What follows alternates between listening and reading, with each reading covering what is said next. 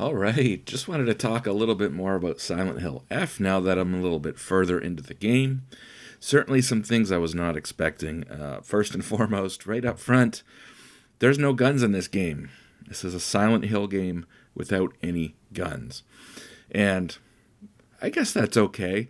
This is fairly different than a lot of the previous Silent Hill games, and maybe that's a good thing because a lot of the Silent Hill games are kind of same, come into a town, find the hospital, go through the hospital, find the school, go through the school. This one's a little bit different in that it is a little bit more linear. You're not exactly exploring this huge town. To some degree, you are, but in other ways, it's a little bit more linear. You kind of are going through, just point A to point B, and then like the scene will change, get through a new scene, and then kind of again point A to point B, scene will change, and yeah, it's a lot more combat focused because it has to be. Obviously, without the guns, your your only attack is melee weapons, and because of that, they really had to improve the combat system over the previous games. You can't just button mash your way through this game. You really have to focus on when your enemies are attacking and try and dodge and counterattack. And I'm not great at that kind of thing. I prefer just give me a gun or a rifle. I kind of do prefer that about the other Silent Hill games because I'm not usually good at these kind of games where you got to like dodge and counterattack. I'm getting through it, but a lot of times I feel like, I don't feel like, yeah, I did great. I got through that. I feel like, damn, I barely got through that. But, it is a survival horror game, so in a way, sometimes you are supposed to feel like you just barely made it through, but it's not the same thing. It's like I'm missing so many dodges, I'm taking so much damage, and I feel like I'm wasted, or I have wasted way too many like healing items. I don't know. I'm getting through the game, but I feel like I could be doing a lot better. That said, if you like these kind of games, and maybe you're sick of Silent Hill, same. This one's very different, and again, that's not a bad thing. Technically speaking, it's actually pretty shocking how good this game runs. Again, this is Unreal Engine 5. I mentioned that, there's going to be a lot of shader compilation stutter as you get into new areas, and honestly, it's really not that bad. I've rarely come across much other than little micro stutters. The stuttering is nowhere near as bad as like Silent Hill 2 remake was. And so actually quite surprised at how little the stutters are. I haven't really seen any of those big, half second stutters that I saw in Silent Hill 2 remake.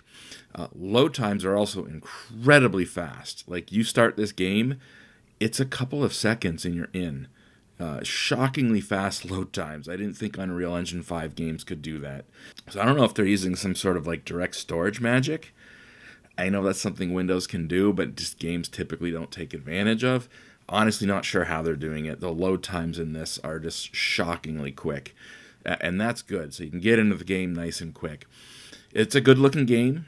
Runs better than expected. Load times are good. It's again very different than any previous Silent Hill game I've ever played.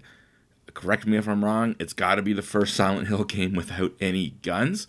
And it's 1960s Japan, so maybe that makes sense. This game also has your character can grow. You can upgrade your character throughout the game. And I think that's new to Silent Hill 2. So you find items around the game that you can use as offerings to your deity, to your god. I don't understand Japanese religion, but I don't think they have a god the same the same way that Christianity and stuff has like a god, but they have like spirits of different things and whatever. But you pray to this god, if you will, and this allows you to.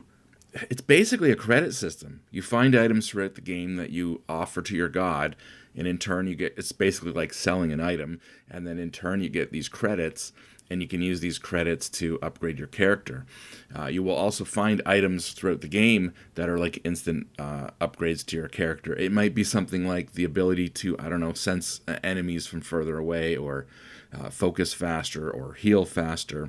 And the ones you can buy upgrades like having a bigger health bar. So that's really cool. Your character will grow throughout the game. Your character's health bar is not going to be the same at the end of the game as it is when you started. And again, I think that's new to Silent Hill. There's so much about this that's new. Just the fact you're playing as a female. Just there's no guns. You have this upgrade system through praying to your god, and it all makes sense within the overall theme of the game, and the fact that it takes place in 1960s Japan. And I think that's awesome. All the changes so far, I'm only like 3 hours into the game, but they all make sense, and it's all like a new twist. Again, it's a little more linear. The fact there's no guns is a very different Silent Hill game, but I think we needed something different. Again, the fact it's not just the same old, a dude comes into a town, find the hospital. I don't know. It's good to have something different, and this is very different in a lot of ways, while still feeling like a Silent Hill game in other ways.